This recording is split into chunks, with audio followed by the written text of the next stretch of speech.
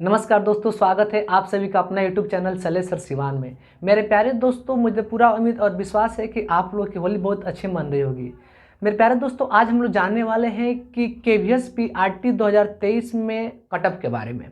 तो चलिए इस कंसेप्ट को जानते हैं बेहतर तरीका से। क्या क्या कटअप होने वाला, इंटरव्यू कौन कौन से लोग देंगे और कितनी वैकेंसी है, इसका नॉर्मलाइजेशन क्या क्या है, रिवाइड क्या है, आंसर के में किन किन लोगों का आया, इसके विषय में चर्चा करते हैं।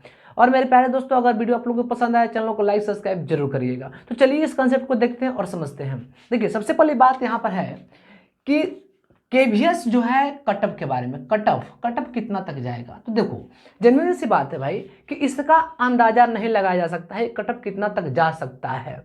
समझ में आ रहा है ना। मैं ऐसा नहीं, बहुत ऐसे लोग बता दे रहे हैं कि 130 जाएगा, 140 जाएगा, 140 के नीचे आएगा। ऐसा कुछ नहीं है भाई, इसका अंदाजा किसी के पास नहीं है। ये सच्चाई है भाई, थोड़ा सा खराब लगेगा इस बात को, लेकिन ये सच्चाई है कि कटअप का कोई अनुमान है कितना तक जा सकता है। लेकिन हाँ, एक रेशियो हो सकता है कि कटअप इतना तक होना चाहिए। जैसे कि आप समझ लीजिए इस बात को कि हम लोग कह सकते हैं कि अगर 60% कटअप जाए, 60% कटअप जाए तो कितना होगा, 108 प्लस मानकर चलिए कि 108 प्लस से जो जिनका नंबर ज़्यादा है वो लोग इसके योग्य हैं, ऐसा कहा जा सकता है। लेकिन भाई हट होने की बात नहीं है। अब इसको समझ लेते हैं हम लोग क्या कह रहे हैं। उसके बाद से आ रहा है चैलेंजिंग क्वेश्चन। देखिए, चैलेंजिंग जो क्वेश्चंस है कि अभी आपको चैलेंजिंग क्वेश्चन 10 मार्च तक है। 10 मार्च तक आप चैलेंज कर सकते हैं। कितना मार्च तक भाई? 10 मार्च तक आप चैलेंज कर सकते हैं कि अगर आपका क्वेश्चंस गलत होता है तो आप इसको, अगर आपको विश्वास है कि मेरा क्वेश्चन सही है और गलत कर देगा, तो आप चैलेंज कर सकते हैं। और 10 मार्च तक इसका अप्लाई का लास्ट डेट है। उसके बाद से अगर आपका आंसर सही मिलता है तो आपको 1000 रुपये दिए जाएंगे। कितना दिए जाएंगे जी? 1000 रुपये प्रति क्वेश्चन पर दिए जाएंगे। तो ये तो अच्छी बात है भाई कि आपको कॉन्फिडेंस है कि चलो भाई मेरा क्वेश्चन सही है, वहाँ गलत है, गलत आंसर मिला हुआ है तो कोई दिक्कत नहीं है। ये आपको अपलोडेड है, वहाँ चेक करके आप इसको क्या कर सकते, चैलेंज कर सकते हैं। ठीक है। उसके बाद से रिवाइज्ड। देखिए, रिवाइज्ड की अगर बात करें हम तो रिवाइज्ड क्वेश्चन, जो रिवाइज्ड आंसर के है, ये भी आपको KVS के द्वारा, मतलब जो KVS है उसके द्वारा अपलोडेड कर दिया गया है वेबसाइट पर। अब जाकर चेक कर लिए कि क्या है वहां पर। देखिए, रिवाइज्ड में क्या होगा कि आपने जिन क्वेश्चन को उत्तर दिया है और आप कॉन्फिडेंस है कि नहीं भाई ऐसा हो सकता है, क्वेश्चन ऐसे आने चाहिए, तो इन क्वेश्चनों को आप बिल्कुल निश्चित होकर आप चैलेंज करिए। चैलेंज करने के बाद आप आंसर मिलाइए। आंसर मिलाने के बाद अगर सही होता है तो आपको 1000 रुपीज आपको दे दी जाएंगी। और इसका जो डेट है रिवाइड आंसर के आ जाएगा जो है वो आपको 16 से 17 मार्च तक मिल जाएंगे। अगर आप चैलेंज करते हैं तो 16 से 17 मार्च तक ये चीज़ें आपको मिल जाएगी और आप उसको रिवाइड कर सकते हैं।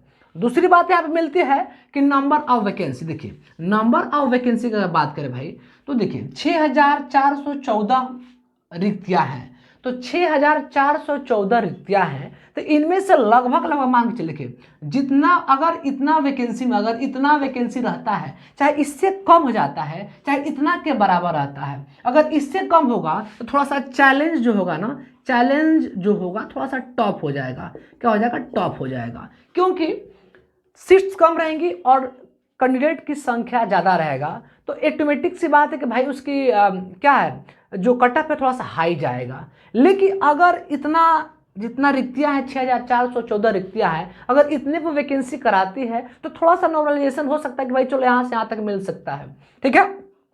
दूसरी बात आती है कि नॉर्मलाइजेशन बता दें आपको हम कि देखिए, नॉर्मलाइजेशन की बात है कि आपके अंदर चल रहा होगा भाई मेरा कटअप कितना जा सकता है, कितना होगा। तो देखो भाई, एक बात जान लो कि मान के चलो कि 115 प्लस से अगर आपका ज़्यादा है, 115 प्लस से आपको मान के चलिए कि इतना नॉर्मलाइजेशन, इससे पहले या इससे बाद वाले जो नॉर्मलाइजेशन होंगे इसको लिया जा सकता है। मतलब 115 वाले जो है मार्क्स वाले हैं ये थोड़ा सा इस योग्य हैं। लेकिन घबराने की बात नहीं कि भाई ये बात सही हो जाए। हो सकता है कि आपको ये नंबर ऑफ जो वैकेंसी है इसमें कैंडिडेट टोटल क्वालिफाइड किए हुए 20,000। तो भाई 20,000 और क्वालिफाइड का हो सकता है कि इसमें से 10,000 होंगे, उनकी संख्या 105 के समथिंग में हो, 105 से 10 के तक हो।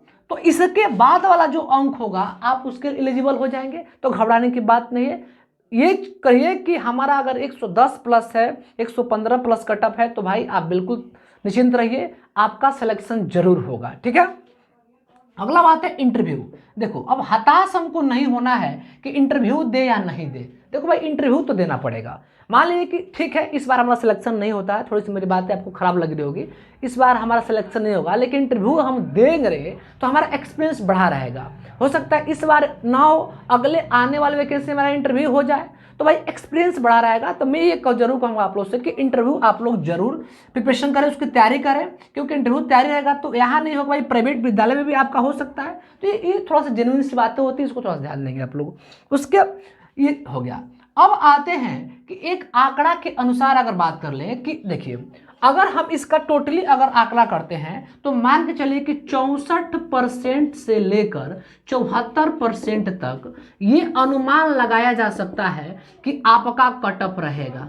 जो कटअप होगा इतना तक रहेगा। ठीक है, लेकिन ये बात नहीं कि सत्य बिल्कुल हो, इससे कम भी हो सकता है। तो भाई इससे कम भी हो सकता है, तब की चांस ज़्यादा बढ़ जाएगी, तो घबराना नहीं है। ठीक है ना, बिल्कुल धैर्य से रहकर आप इंटरव्यू का प्रिपरेशन करिए, जरूर निश्चित रखिए कुछ अच्छा ही आपके साथ होगा।